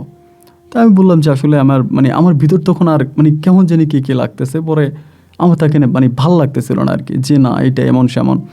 পরে তিনি আমাকে বলে থাকো তুমি এই বাসায়, তুমিও থাকো, তোমার ওয়াইফও থাকুক। তা আমি আর আমার ওয়াইফ তখন এই বাসায় থাকতেছিলাম। তো রুজিনার ঘরে কোনো সন্তানাদি হয়নি, তার একটু রোগ ছিল, অসুখ ছিল, এটা আমরা আগে জানতাম না। পরে তার মা বলতে ওই হনুফা বিবি রুজিনের চিকিৎসা করে, ইন্ডিয়াতে নিয়ে রুজিনের চিকিৎসা করানো হয় এবং চিকিৎসার প্রতিফলে রুজিনার ঘরে একটা কন্যা সন্তান, আমার একটা মেয়ে হয়। এবং মেয়ে হওয়ার পরে এই হনুফা বিবি আমার মেয়েটাকে খুব আদর করতো, মেয়েটারে আদর করতো, যত্ন করতো, সারাক্ষণ আমার মেয়েটারে নিয়ে উনি করতো। এরকম করতে করতে ওনার ভিতর তখন কেন জানে আমাদের জন্য আমার স্ত্রী এবং আমার মেয়েটার জন্য এক অন্যরকম মায়া এবং ভালোবাসা কাজ করতে শুরু করে। এক পর্যায়ে তিনি অনেকটা বয়স্ক হয়ে যায়, অনেকটা অসুস্থ হয়ে যায়, এবং বয়স্ক হয়ে যাওয়ার পরে তিনি সিদ্ধান্ত নিলেন তিনি যে সম্পত্তি তার হাজব্যান্ডের কাছে পাবে, মেয়ে তো মারাই গেছে, ওই সম্পত্তির কিছু অংশ আমাদের নামে লিখে দিবে, আমার এবং এই রুজিনার নামে লিখে দেবে। ইচ্ছে করেই উনি তখন ওনার সম্পত্তির সম্পত্তি বলতে একটা ওই বিল্ডিংয়েরই একটা ফ্ল্যাট তখন আমাদের নামে লিখে দেয়, আমার এবং রুজিনার নামে। তো লিখে দেয় এবং লিখে দেওয়ার পরে ওনার সঙ্গে আমরা থাকলাম, তিনি আমাদেরকে হজে পর্যন্ত নিয়ে গেছে, আমরা হজ করছি, আমাদেরকে বড় হজ করাইছে, আমি রুজিনা আমার মেয়ে আমরা একসঙ্গে হজে যাই এবং উনিও তখন হজে আমাদের সঙ্গে যায়। এবং একটা পর্যায়ে উনি ইন্তেকাল করে মারা যায়। মারা যাওয়ার পরে যেই ফ্ল্যাটটা আমাদেরকে দিয়েছিল সেই ফ্ল্যাটটা এখন আমাদের আছে, এবং পরিশেষে রুজিনার ঘরে আমার আরও একটা ছেলে আরেকটা মেয়ে হয়। তো আমার টোটাল 2টা মেয়ে, একটা ছেলে। এবং আলহামদুলিল্লাহ এখন আমরা যে ফ্ল্যাটটা পেয়েছি ওই ফ্ল্যাট ভাড়া মাসে প্রায় অনেক টাকা পাই, এবং আমি একটা ব্যবসা বাণিজ্য করে আলাদাভাবে রুজিনাকে নিয়ে আছি, বেশ ভালোই আছি। রুজিনার যে বাবা ছিল, যে বাবা রুজিনা ছিল, উনি মারা যায়, উনি ট্রেনের নিচে পড়ে মারা যায়, ট্রেনে কাটা পড়ে মারা যায়, উনি পাগল হয়ে যায়, সম্পূর্ণ পাগল হয়ে উনি মারা যায়। এবং রুজিনার যে মা আছে, যে মাওকে লালন পালন করে বড় করছে, মাও মারা যায়, হনুফা বিবিও মারা যায়। তো ওই বিল্ডিংয়ে যে ফ্ল্যাট আমরা পেয়েছি এটা এখন অনেক টাকা ভাড়া হয়, ওই ফ্ল্যাট ভাড়ার টাকা দিয়েই আমি আর আমার বউ রুজিনা, আমার 2-3 সন্তান নিয়ে আমরা বেশ ভালোভাবে ঢাকা শহরে আছি। আমার গল্পটা অনেক বড়, আমি আপনাকে শুধু সংক্ষেপ করে বলেছি, যদি কোনো অংশে না বুঝে থাকেন আপনি মেল করতে পারেন, আমি আপনাকে উত্তর দেব। আমার পুরো ঠিকানা আপনাকে দিলাম, গল্প সত্যতা যাচাই করার জন্য আপনি চাইলে আসতে পারেন। ভালো থাকবেন, আসসালামু আলাইকুম। প্রিয় বন্ধুরা, সবাইকে অনেক বেশি ধন্যবাদ।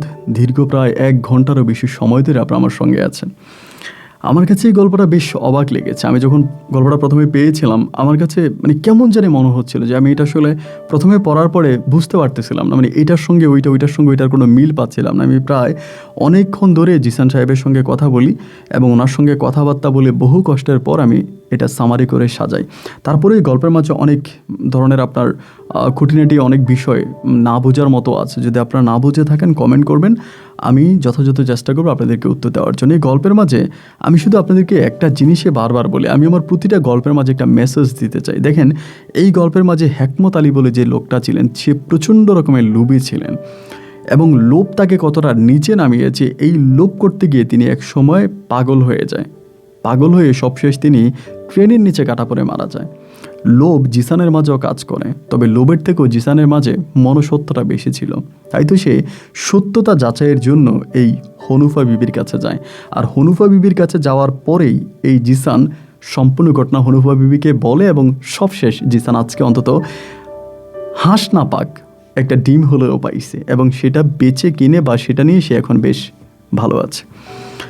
দেখেন, এই পুরো গল্পটা আমি যখন পড়লাম, গল্পটা আরও বেশ বড় ছিল, অনেকটা কেটে ফেলেছি, কেটে আপনাদেরকে শুনিয়েছি। আমাদের সমাজে কিছু মানুষ আছে, কান নিয়েছে চিলের পিছনে দৌড়াচ্ছে, কানে হাত দিয়ে দেখে না যে কান আছে কি নাই।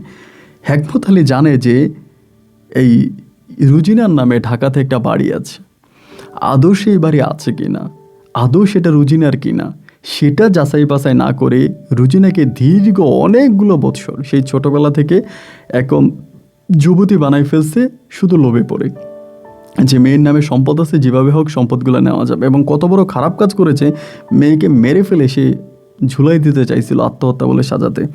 যাই হোক, এরকম ঘটনা আমাদের সমাজে অহরহর ঘটে। যদি কোনোটা আমরা প্রকাশ করি, কোনোটা প্রকাশ পাই, সেটা ইতিহাস হয়ে যায়, আর না বললে দীর্ঘশ্বাস হয়ে থাকে। এই গল্প কেমন লেগেছে সেটা কমেন্ট বক্সে লিখবেন, এবং এই গল্প নিয়ে কোনো মতামত থাকলে তা লিখতেও ভুলবেন না। যেখানে বিদায়, দেখা হবে নতুন দিন নতুন কোনো গল্পে। আল্লাহ হাফেজ অ্যান্ড আসসালামু আলাইকুম।